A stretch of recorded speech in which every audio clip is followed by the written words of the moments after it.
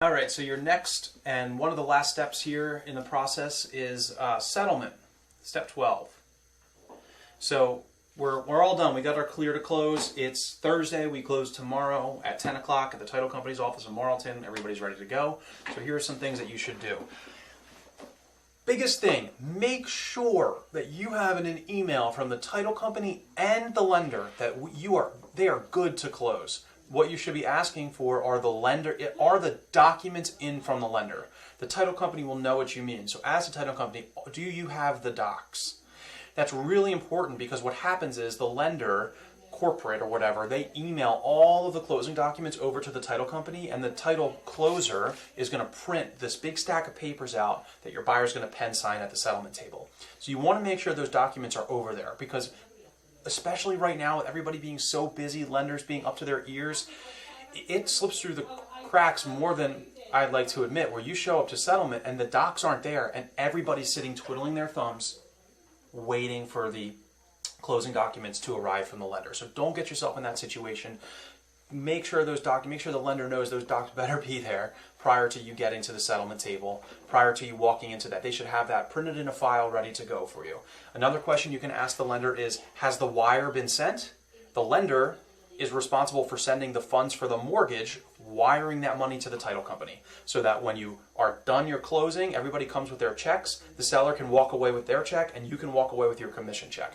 So the lender needs to initiate the wire transfer to send the mortgage over to the title company, and if that's not done until the last minute, again, you could be sitting there waiting, or if you have a settlement that's late in the day, 3, 4 o'clock, the Fed shuts down and the wire won't go through until the next day, so you could end up having what's called a dry settlement where everybody signs but nobody can get any money and the buyers can't get the keys until that wire goes through, which is the title company actually getting the money. So that's important, probably the most important thing to do. So you want to make sure you have your clear to close. If you don't already, after you get your clear to close, that's when you want to make sure that the title company has receipt of all of the mortgage docs and that they've got them printed. What should you bring to settlement? Everybody asks us, as the agent, what do I bring to settlement? I recommend you show up looking professional, bring your laptop and your bag or whatever, and you're kind of the least important person in the room. You're going to sit at the table with your buyers, and you are going to sit and do some work on your computer, just kind of hang out, make small talk. A lot of times the seller is there and the listing agent's there. This is generally the only time where all parties are together in a room meeting each other. It's not uncommon for the sellers to not attend, and then it would just be you and your buyers there, which is a little bit more relaxed when it's like that. If you have the sellers, I always recommend that you tell the sellers not to attend, have them pre-sign. And the buyers are going to be there signing all the paperwork. The title closer or the lender are going to go over all of the documents with the buyer. Generally, you are not going over the documents with the buyer. When you've gotten to the settlement table, everything should already be done. You should have already reviewed the final ALTA, reviewed all of the documents for how much the buyer's going to need to bring to settlement. That's for them to discuss with you and the lender and the title company. Get all of that stuff handled beforehand so that when you get to the settlement table, it's more of a formality than anything. The buyers are signing their thing and you're just sitting there just to help if needed, but generally you're not really helping at all. You're letting the lender walk the buyer through their closing package, let the title company walk them through the closing package as needed.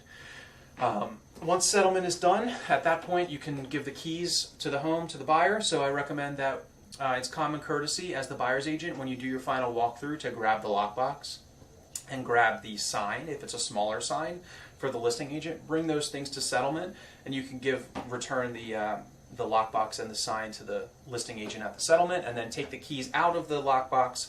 Of course, keep them in your pocket or your bag, or put them on a nice little branded clip, and give them to your buyers after they sign all their paperwork. At that point, you are done, finito, everything is done. The buyers now own the home, the sellers no longer own the home, and you are ready to take your closing documents from the settlement back to the office. So you want to walk out of that closing with the following items: your commission check, or Keller Williams commission check, the deed, marked up title, and the ALTA.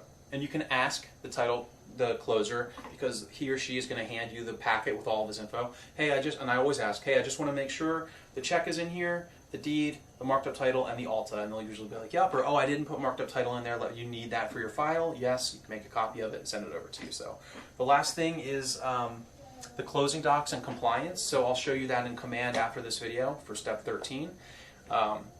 Settlement should be a good day. When you go to your final walkthrough, this is kind of jumping back. You want to make sure that everything's out of the property at this point. Make sure that it's room swept clean. That's what how the contract says it needs to be. The seller should be done moving. Everything should be gone. I say to give yourself an hour at final walkthrough. Honestly, as long as there's no issues, it can be 5 to 10 minutes. You just want to make sure that everything's working and that all of the inspection repairs have been completed if necessary. Make sure the hot water heater is not leaking, the furnace is running. We have a nice checklist for your final walkthrough that you can use every single time to make sure that it's not an issue. Actually, I'll pull that up real quick. I have it on my desktop, I believe.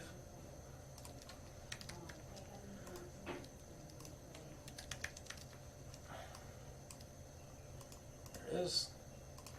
This one's filled out, but something like this that you can print. I usually would fill this out on my iPad or bring it with me, and then you can just write on it with pen, and this will just make you remember to check everything, and then you can have the buyer sign it. This is not a required compliance item for our office. It's recommended that you do it anyway. So still, you can run through this in 10-15 minutes at your final walkthrough as long as there's no issues. If there are issues, call your coach. Call. We can walk through it. There's options for escrows. There's a lot of different good options to still get you to settle that day. If there's a major issue or a repair wasn't done, you'll take care of it at this point. And you can delay closing if you have to. So I think that's it for step 12. Kind of talked about, I feel like, more than we needed to, but next we'll get into closing docs and compliance, and that's it.